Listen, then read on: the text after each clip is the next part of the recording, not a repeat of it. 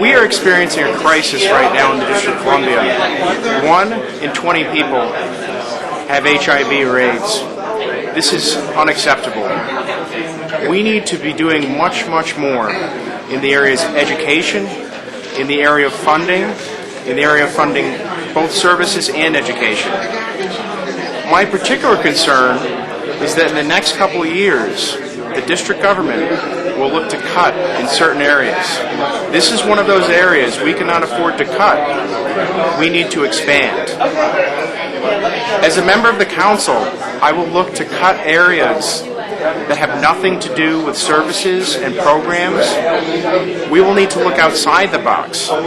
We will need to cut bloated bureaucracy, human capital waste.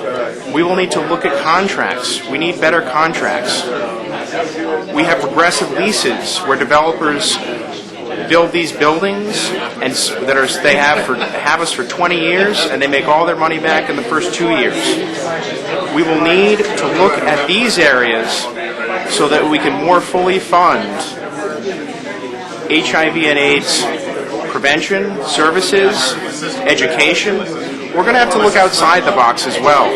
We're going to have to look to new areas, social networking, non-traditional areas, to better educate our children and the African American community. Over 80% of new cases in the district are African American. 86% of existing cases are African American.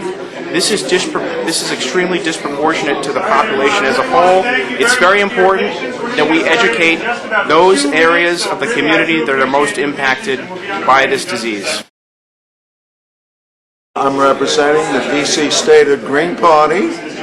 We do not take corporate contributions, real estate lobbies, and so on. And we're the only party that does not. And unlike the other candidates, including the 3 so-called independent Democrats, I have been a resident of D.C. since 1976 and a Howard professor since 1973. I'm an environmental scientist with special skills to address the challenge of global warming, particularly to the district. And one way we need to do this is to train our youth with green-collar jobs, apprenticeship programs in every high school. I commit to that as a goal, immediate goal.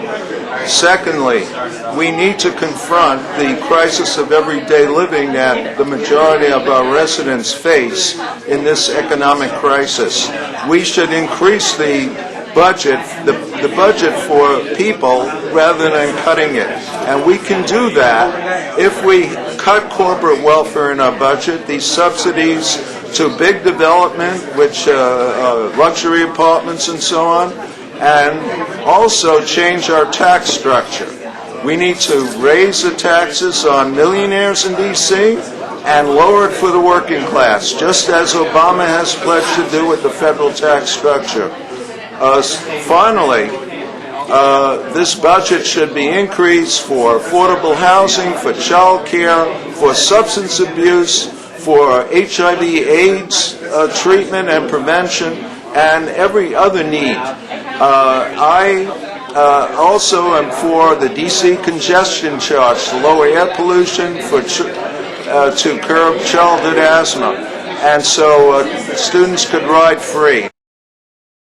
One of the first things I'd like to do when it comes to HIV infection rates here in the District of Columbia is really call for a state of emergency. And that's one of the things that I've been calling for quite some time.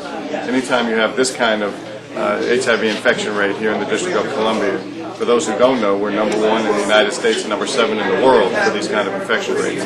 So what I'd like to do is put all the resources from the government behind both research, education, awareness to make sure our young folks understand what protection is all about, awareness is all about, protecting themselves. But most importantly, we also have to erase the stigma of who this disease affects. This disease now affects all of our communities, not just one community. So as we go through this process, both on education, releasing some of the stigmas related to this disease, is understanding how we can all work together to make it a better city, which means resources, money, for education and awareness. And we'd like to do some of these things in the DC public school system. I'm one of those who thinks that we need to get to our kids as early as possible, as often as possible. And that's also a regional issue.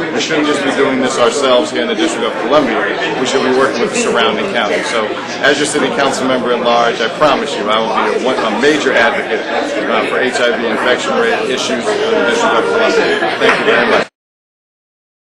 You know, this city, I've been working with the Ophelia Egypt Center with HIV and AIDS awareness for the past 4 years, specifically in Ward 7, but a lot of our students are from Ward 8 as well, where I live. I can't tell you how wholeheartedly I believe that we have got to get on the front of preventing this disease, because it really will create a tale of two cities for us. There's so much that has to be made in terms of awareness, in terms of testing. As I brought forth earlier, DC, 6% of all of the children born HIV infected in this country are born in Washington, D.C., a city with a population of less than 600,000. That is the most preventable form of the disease being created, and we are not doing anything about it strictly on behalf of, ignorance. I can't put it enough. We've got to make people aware. We've got to be on the forefront of preventing the transfer of this disease and methods like that. We've got to encourage people to test more, to change the culture, to change the stigmas, be it talking to the youth, talking to the ministers, talking to pastors, talking to whoever. Yes, we've got to make sure that funding is available for hospice care, but again, for the basic needs in terms of food and transportation. As brought up earlier tonight by Gino, when you're saying that the turnout is low because we've already cut back funding for transportation for people to attend events like this, that's a travesty. So this is who I would be. I would be all over where we're getting our funding and making sure that the methods, be it the food, be it the transportation, be it the housing, are all there. In terms of care, $4 per pill, $52,000 a year, some of our citizens are paying, or the cost of their medicine are. We've got to stay on the forefront. I think this forum that we had today on HIV and AIDS has been enormously helpful. I think I know a lot about this disease, having worked on the Whitman Walker Clinic board as a member of the board for 17 years, watching my friends in the 80s just die one after the other in such sad situations. I know a lot about it, but I think I learned a little more here today. I think the forum was very helpful, even though they asked us as candidates a lot of questions about how we feel about these issues. A lot of lecturing went on as well, and helpful lecturing. And I actually said to the participants, don't apologize for giving a question with a lecture, because you're helping us understand the difficulties that those living with HIV and AIDS have. And so I found it to be very helpful. The fact that 10% of our seniors have HIV or AIDS is a staggering statistic. I think what we need to continue doing, and I say continue doing because we tried very long to do it, and that is through education and have hate crimes and how discriminatory things are that make people who are either HIV or have AIDS or gay or whatever it may be, then feel bad about themselves. To educate our young people at a very young age to be open-minded and embracing of everyone. I think the prevention, when they took away our needle exchange program, I worked very hard to get Prevention Works up and going so we could have an independent group raising that kind of money. I think we've got to continue our needle exchange program. We have to continue condom distribution.